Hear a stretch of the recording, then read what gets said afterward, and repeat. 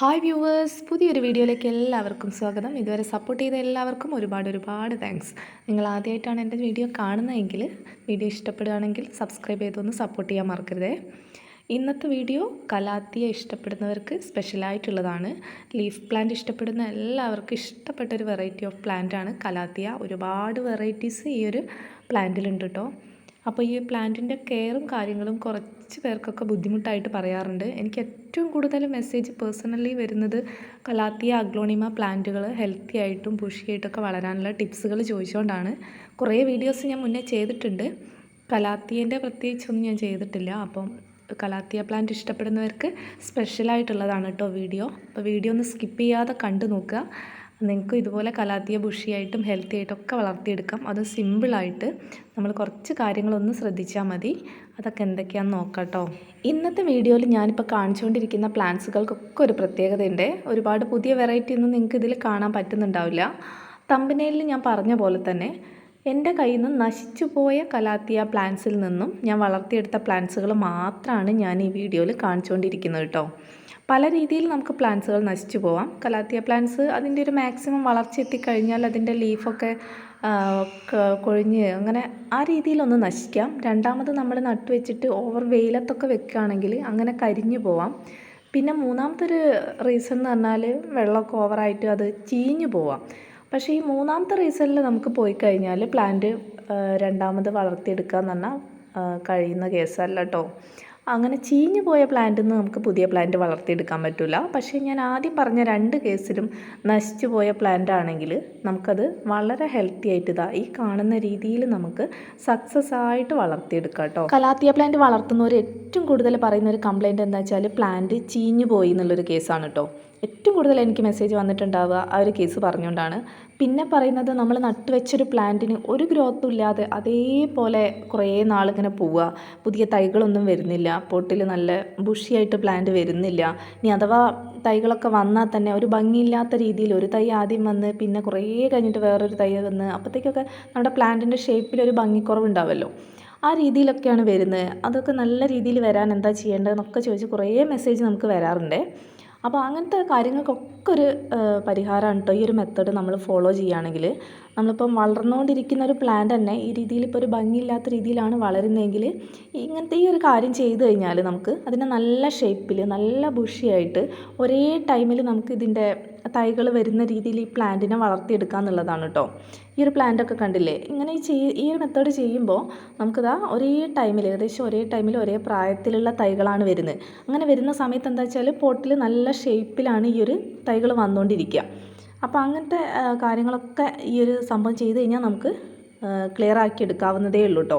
പിന്നെ ഈ ചീഞ്ഞു പോകുന്ന കേസ് ഏറ്റവും കൂടുതൽ വരുന്നത് എന്താണെന്ന് വെച്ചാൽ വെള്ളത്തിൻ്റെ അളവ് കൂടുന്നതുകൊണ്ട് തന്നെയാണ്. കാരണം എന്താ വെച്ചാൽ കലാത്തിയ പ്ലാന്റ് തണുപ്പ് അത്ര ഇഷ്ടപ്പെടുന്ന ഒരു പ്ലാന്റ് ആണ്. പക്ഷേ വെള്ളത്തിൻ്റെ അളവ് കൂടിക്കഴിഞ്ഞാൽ അത്രയേറെ അതിനെ നെഗറ്റീവായിട്ട് അത് ബാധിക്കും കേട്ടോ. വെള്ളത്തിൻ്റെ അളവ് പോലെ തന്നെ ഇമ്പോർട്ടൻ്റ് ആണ് നമ്മൾ ചേർക്കുന്ന വളങ്ങളും, പ്രത്യേകിച്ച് രാസവളങ്ങൾ നമ്മൾ ചേർക്കുന്ന കുറച്ചൊന്ന് ഓവറായി കഴിഞ്ഞാൽ ഇതിൻ്റെ റൂട്ടിനാണ് പ്രശ്നം വരിക. റൂട്ട് പോയി കഴിഞ്ഞാൽ പിന്നെ പ്ലാന്റിന് നമുക്ക് സേഫാക്കി എടുക്കാനേ പറ്റില്ല. ഈ വെള്ളം കൂടിയാലും അതെ, നമ്മൾ കൊടുക്കുന്ന വളത്തിൻ്റെ അളവ് കൂടിയാലും അതെ, പ്ലാന്റിൻ്റെ റൂട്ടാണ് പെട്ടെന്ന് ഡാമേജ് ആവുക. പിന്നെ ആ പ്ലാന്റ് നശിച്ചു പോവുക തന്നെ ചെയ്യും കേട്ടോ. പക്ഷേ അതല്ലാത്ത കേസുകൾ ഞാൻ പറഞ്ഞില്ലേ, രണ്ട് കേസ് വെയിലത്ത് വാടിപ്പോയതോ അല്ലെങ്കിൽ മൊത്തമായിട്ട് വളർന്ന് കഴിഞ്ഞതിൻ്റെ ശേഷം ഉണങ്ങിപ്പോയതോ ആയ പ്ലാന്റുകളിൽ നിന്ന് നമുക്ക് വളരെ സക്സസ്ഫുള്ളായിട്ട് ഇതുപോലെ പ്ലാന്റുകൾ വളർത്തിയെടുക്കാം. എന്താ ഇതിന് ചെയ്യുന്നത് വെച്ചാൽ നമ്മൾ ഏതൊരു പോട്ടിലാണോ ആ പ്ലാന്റ് നട്ട് വെച്ചാൽ ഇനി ഉണങ്ങിപ്പോയ കേസായാലും ശരി വളർന്ന് കഴിഞ്ഞൊരു പ്ലാന്റ് ആയാലും ശരി അതിൻ്റെ ഉണങ്ങിയ ഭാഗങ്ങളും വളർന്ന് കഴിഞ്ഞ ആ ഭാഗങ്ങളും ഏറ്റവും അടിഭാഗത്ത് വെച്ചിട്ട് കട്ട് ചെയ്യാം. മൊത്തമായിട്ട് കട്ട് ചെയ്ത് ഒഴിവാക്കുക. ഇതിപ്പോൾ ഞാൻ ലേറ്റസ്റ്റായിട്ട് ചെയ്തൊരു പ്ലാന്റാണ്. ഇതിന്ന് തൈകൾ വന്ന് തുടങ്ങിയിട്ടേ ഉള്ളൂ. ആ ഭാഗം ഞാനിപ്പോൾ കാണിച്ച പോലെ ഏറ്റവും അടിഭാഗത്ത് വെച്ചിട്ട് കട്ട് ചെയ്യുക. അഗ്ലോണിമ പ്ലാന്റ് ഒക്കെ ആണെങ്കിൽ നമ്മൾ ആ കട്ട് ചെയ്ത ഭാഗത്തു നിന്ന് തന്നെ തൈകൾ വന്നുകൊണ്ടിരിക്കുക ചെയ്യുക. പക്ഷേ ഈ ഒരു കേസിൽ എന്താ വെച്ചാൽ നമ്മൾ കട്ട് ചെയ്ത ഭാഗം ഇനി വളരെയില്ല, അത് ചീഞ്ഞു പോകും. ഇതിൻ്റെ അടിഭാഗത്തു നിന്ന് മാത്രമേ നമുക്ക് തൈകൾ വരുള്ളൂ. അതുകൊണ്ട് നമ്മളിപ്പോൾ ഈ കട്ട് ചെയ്ത ഭാഗം ചീഞ്ഞു പോയി വിചാരിച്ചിട്ട് ആ പ്ലാന്റ് പിന്നെയും പോയി എന്ന് വിചാരിക്കരുത്. ആ പോട്ടിനെ നമ്മൾ അതിലൊരു പ്ലാന്റ് നട്ട് വെച്ചാൽ നമ്മൾ എങ്ങനെ കെയർ ചെയ്യുമോ അതുപോലെ തന്നെ വെള്ളമൊക്കെ കൊടുത്തിട്ട് സേഫ് ആക്കിയിട്ട് വെക്കുക. അത് കഴിഞ്ഞ് കുറച്ച് കഴിഞ്ഞാലാണ് ഇതുപോലെ പുതിയ തൈകൾ ഒന്നിച്ചിങ്ങനെ വരാൻ തുടങ്ങുക. അപ്പോൾ ചീഞ്ഞു പോയ പ്ലാന്റ് അയ്യോ ഇനിയിപ്പോൾ ആ തണ്ടും ചീഞ്ഞു പോയി വിചാരിച്ച് പിന്നെ ആ പോട്ടിൽ നിന്ന് ആ പ്ലാന്റ് എടുത്ത് കളയുകയേ ചെയ്യരുത്. നമ്മൾ ഏത് പോട്ടിലാണോ നട്ട് വെച്ച് ആ പോട്ടോട് കൂടി അതുപോലെ തന്നെയാണ് കേട്ടോ ഇത് ചെയ്യുന്നത്. ഇനി പുതിയൊരു പോട്ടിലേക്ക് അതിൻ്റെ ആ ഭാഗം മൊത്തം ഇളക്കി എടുത്തിട്ട് ചെയ്താലും ഇതേ റിസൾട്ട് തന്നെ കിട്ടും കേട്ടോ. പക്ഷേ റിസ്ക് ഒന്നും എടുക്കേണ്ട ഒരു ആവശ്യമില്ല. നമ്മൾ ഏത് പോട്ടിലാണോ ചെയ്ത് അതുപോലെ തന്നെ അങ്ങ് വെച്ചാൽ മതി. എന്നാൽ പിന്നെ വളരെ സേഫായിട്ട് പ്ലാന്റ് അവിടെ നിന്നോളും. അപ്പോൾ ഈ ഒരു രീതി ചെയ്തിട്ടാണ് ഞാനിതാ ഇത്രയും പ്ലാന്റുകൾ, ഇതിൽ കുറേ പ്ലാന്റുകൾ എനിക്ക് വളർന്ന് കഴിഞ്ഞിട്ട് ലീഫൊക്കെ ഞാൻ കട്ട് ചെയ്ത് ഒഴിവാക്കിയിട്ട് വളർത്തിയെടുത്താണ്. ഇതാ ഈ ഒരു പ്ലാന്റൊക്കെ കണ്ടില്ലേ, നല്ലൊരു റിസൾട്ടാണ് കേട്ടോ എനിക്ക് തന്നത്. നല്ല രീതിയിൽ ഇതുപോലെ തന്നെ ബുഷിയായി വന്നൊരു പ്ലാന്റ് ആയിരുന്നു. വളർന്നു കഴിഞ്ഞപ്പോൾ ഞാൻ അതിൻ്റെ എല്ലാ ലീഫും ഒക്കെ കട്ട് ചെയ്ത് ജസ്റ്റ് ഒരു പോട്ട് മാത്രമേ നമുക്ക് കാണാനുണ്ടാവുള്ളൂ, അതിലൊരു സാധനം ഉണ്ടാവില്ല. അത് സാധാ ഒരു പ്ലാന്റ് എങ്ങനെ കെയർ ചെയ്യുന്നു അതുപോലെ വെള്ളമൊക്കെ കൊടുത്ത് സേഫാക്കി വെച്ചതാണ്. അതിന്ന് പിന്നെ പുതിയ തൈകൾ വരാൻ തുടങ്ങി. തൈകൾ വന്ന് തുടങ്ങിയാൽ നമുക്ക് വളങ്ങളൊക്കെ വേണമെങ്കിൽ ചേർത്ത് തുടങ്ങാം കേട്ടോ. രാസവളങ്ങൾ ഞാൻ കൂടുതലായിട്ട് ചേർക്കാറില്ല, ജൈവവളങ്ങൾ തന്നെയാണ് കേട്ടോ ഉപയോഗിക്കുന്നത്. മാക്സിമം ഞാൻ കരിയില ആഡ് ചെയ്യാനാണ് നോക്കാറ്. കരിയില കമ്പോസ്റ്റ് നിങ്ങളുടെ കയ്യിലുണ്ടെങ്കിൽ കലാത്തിയയ്ക്ക് ഒരു ബെസ്റ്റ് പോട്ടിംഗ് മിക്സ് തന്നെയാണ്. മണ്ണിൻ്റെ അളവ് കുറയ്ക്കുക, കരിയിലേൻ്റെ അളവ് കൂട്ടുകയും ചെയ്ത് കഴിഞ്ഞാൽ ആ ഒരു മിക്സ് തന്നെ അത് അത്യാവശ്യം നല്ല രീതിയിൽ വളർന്നു വന്നോളൂ കേട്ടോ. വളരെ സിമ്പിളായിട്ട് നമുക്ക് കരിയില കമ്പോസ്റ്റൊക്കെ വീട്ടിൽ എങ്ങനെ തയ്യാറാക്കിയെടുക്കുക എന്നുള്ളതിൻ്റെ വീഡിയോ ഒക്കെ ഞാൻ മുന്നേ ചെയ്തിട്ടുണ്ട്. താല്പര്യമുള്ളവരൊന്ന് കണ്ടു നോക്കണേ.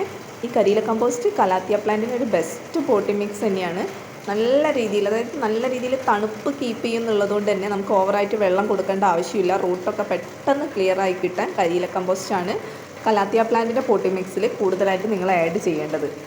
നല്ലൊരു റിസൾട്ട് നിങ്ങൾക്ക് ഫീൽ ചെയ്യും. ഒന്ന് ട്രൈ ചെയ്ത് നോക്കുക. ഇതുവരെ ചെയ്യാത്തവരാണെങ്കിൽ മസ്റ്റായിട്ട് ഒന്ന് ട്രൈ ചെയ്ത് നോക്കുക കേട്ടോ. പിന്നെ അഗ്ലോണിമ പ്ലാന്റിൽ ഇതുപോലെ തന്നെ ഒരുപാട് തൈകൾ ഒന്നിച്ച് വരാൻ വേണ്ടിയിട്ട് ഉള്ള മെത്തേഡുകൾ നമ്മൾ മുന്നത്തെ വീഡിയോയിലൊക്കെ കാണിച്ചിട്ടുണ്ട്. ഒരു സിംഗിൾ പ്ലാന്റ് ആയിട്ടൊക്കെ പോകുന്നവരാണെങ്കിൽ അതിനെ അങ്ങനെ വളർത്തി വന്നാലും അതിന് പുതിയൊരു തൈ വരാൻ പറഞ്ഞാൽ ഭയങ്കര ബുദ്ധിമുട്ടാണ്. അപ്പോൾ അങ്ങനത്തെവർക്ക് ഒരുപാട് തൈകൾ ഒന്നിച്ച് വരാൻ വേണ്ടിയിട്ട് അതിൻ്റെ തണ്ട് കട്ട് ചെയ്തിട്ട് ഇതുപോലെ തൈകൾ ഒരു പോട്ടിൽ നിറയെ നമുക്ക് വളർത്തിയെടുക്കാം. ഇതിൻ്റെയും ഫുൾ വീഡിയോ നമ്മുടെ ചാനലിലുണ്ട്. താല്പര്യമുള്ളവരൊന്ന് കണ്ടു നോക്കിയിട്ടൊന്ന് ട്രൈ ചെയ്ത് നോക്കുക കേട്ടോ. നിങ്ങൾക്ക് റിസൾട്ട് കിട്ടുകയാണെങ്കിൽ എന്തായാലും അറിയിക്കാൻ മറക്കരുതേ. പിന്നെ ഈ ഒരു പ്ലാന്റ്, ഈ ഒരു കലാത്തിയ എന്ന് പറഞ്ഞാൽ എനിക്ക് അത്രയേറെ ഓർഡർ വന്നൊരു കലാത്തിയായിരുന്നു സിൽവർ പ്ലേറ്റിൻ്റെ. വളരെ കുറച്ച് പേർക്ക് എനിക്ക് പ്ലാന്റ് കൊടുക്കാൻ പറ്റിയിട്ടുള്ളൂ.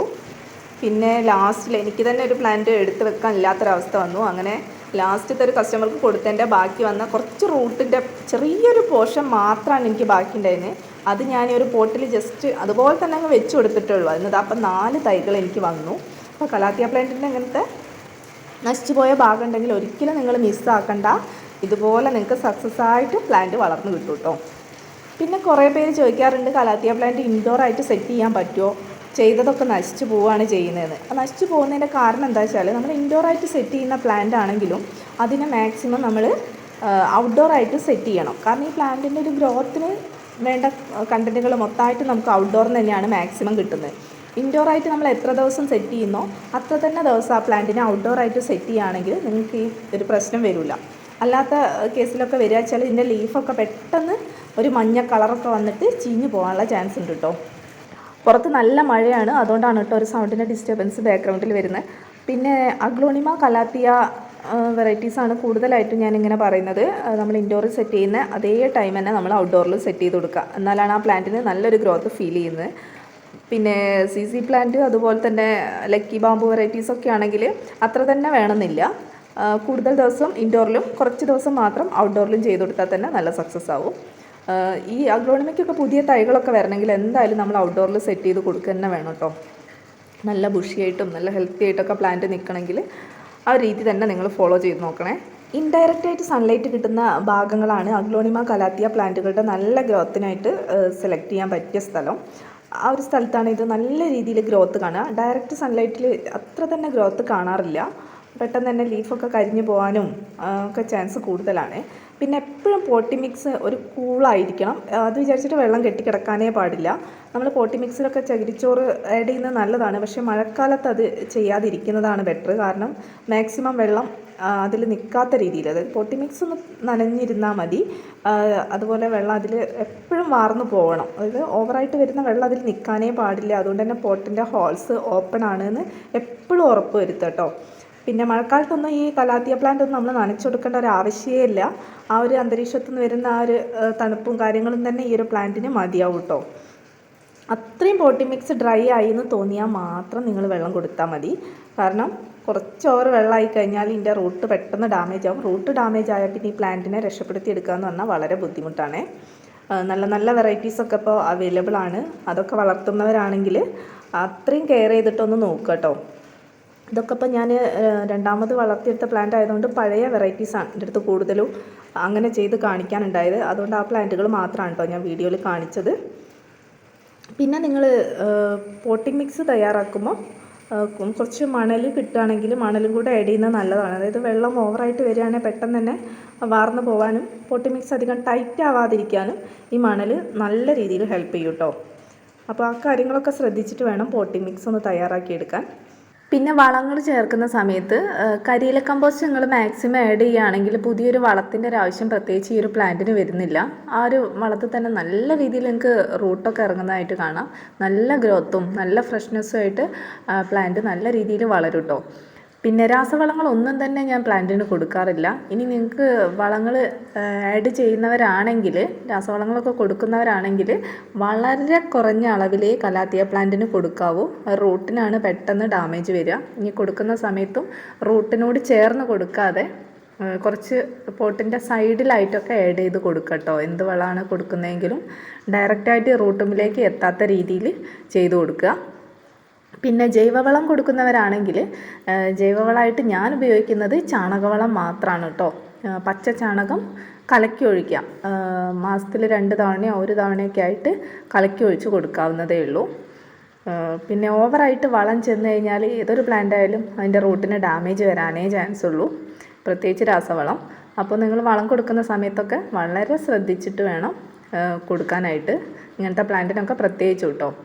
പിന്നെ ചെറിയ തൈകളൊക്കെ വന്നുകൊണ്ടിരിക്കുകയാണെങ്കിൽ പെട്ടെന്ന് തന്നെ വളങ്ങൾ ആഡ് ചെയ്യണമെന്നൊരു നിർബന്ധമില്ല. കുറച്ചിങ്ങനെ പൊങ്ങി വന്നതിൻ്റെ ശേഷം നല്ല ഹെൽത്തി ആയിട്ട് നിൽക്കുന്നതെന്ന് ഉറപ്പ് വന്നതിൻ്റെ ശേഷം മാത്രം വളം കൊടുത്താൽ മതിയേ. ഇതൊക്കെ എൻ്റെ അഗ്ലോണിമ പ്ലാന്റുകളൊക്കെയാണ്. മുന്നത്തെ വീഡിയോയിലൊക്കെ ഞാൻ കാണിച്ചിട്ടുണ്ട്. കുറേ പേര് ചോദിക്കാറുണ്ട് എങ്ങനെയാണ് അങ്ങനെ ഹെൽത്തി ആയിട്ട് ബുഷിയായിട്ട് നിൽക്കുന്നതിൻ്റെ വീഡിയോ ഒക്കെ ഞാൻ മുന്നേ ചെയ്തിട്ടുണ്ട്. താല്പര്യമുള്ളവരൊക്കെ ഒന്ന് വീഡിയോ കണ്ടു നോക്കണേ. Thank you for watching.